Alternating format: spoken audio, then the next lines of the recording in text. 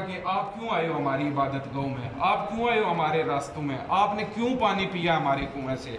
क्योंकि अल्लाह ताला ने ये कहा है कि है उम्मत मुहम्मदिया, मैंने तुम पर एहसान किया कि तुम पर मुहम्मदुर रसूलुल्लाह को भेजा।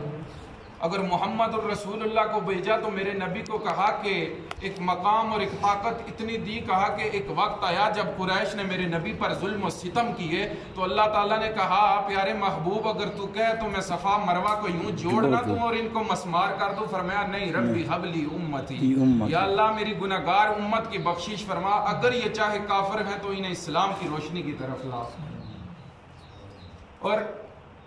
और हमारी ये ख्वाहिश थी कि जो रफ़ा आमा का काम है उसमें से मस्जिद एक अहम हिस्सा है, मुसलमान के लिए इबादत की जगह है।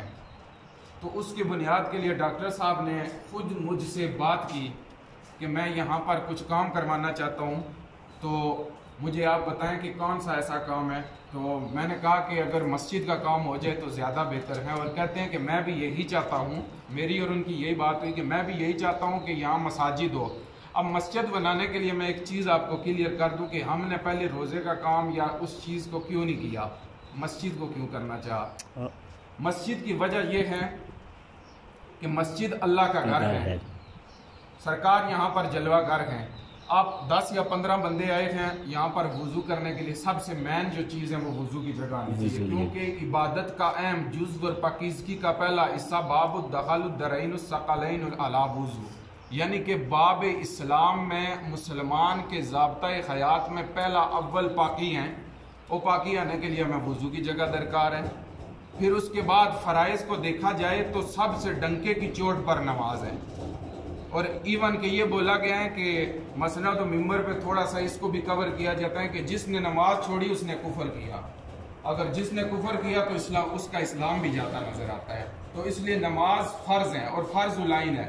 अब यहाँ पर जब हम मस्जिद की बुनियाद रखेंगे, जहाँ तक हम जाएंगे इंशाअल्लाह मस्जिदें क़यामत तक बनती रहेंगी, और उस ज़िमन में भी मैं हदीस को बयान करूँगा।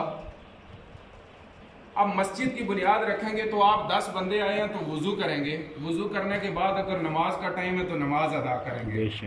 अब जब नमाज अदा करेंगे तो सूरह यासीन पढ़ी है, कुरान पाक पढ़ा है, आपको उठाएंगे उसकी तिलावत करेंगे। जब उसकी तिलावत करेंगे तो साहिब मज़ार को सुकून मिलेगा या नहीं मिलेगा? जी बोलो ना सारे, जरूर मिलेगा या नहीं मिलेगा?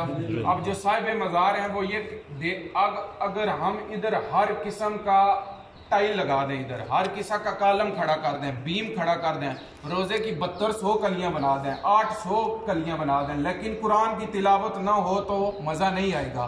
मज़ा तब आएगा जब वहाँ पर बैठ कर हम कुरान की तिलावत करेंगे, साहिब मज़ार खुश होगा कि हमारी मसनद के पीछे जो छोड़ कर आए हैं वो इस चीज़ को लेकर चल रहे हैं जो कब्र में फ़ायदा पहुँचाती है।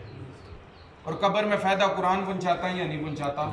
क्योंकि हमारा अहम जुज़ भी कुरान है, उसके आगे दो राय कोई नहीं है।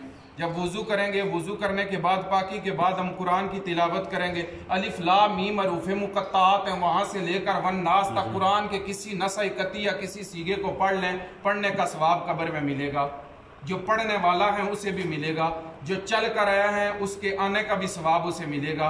अब ये कितनी नेकियां हैं, छोटी छोटी, लेकिन हमें समझ नहीं, अगर बख्शने पे आए तो वो यहाँ पर भी बख्श दे सकता है।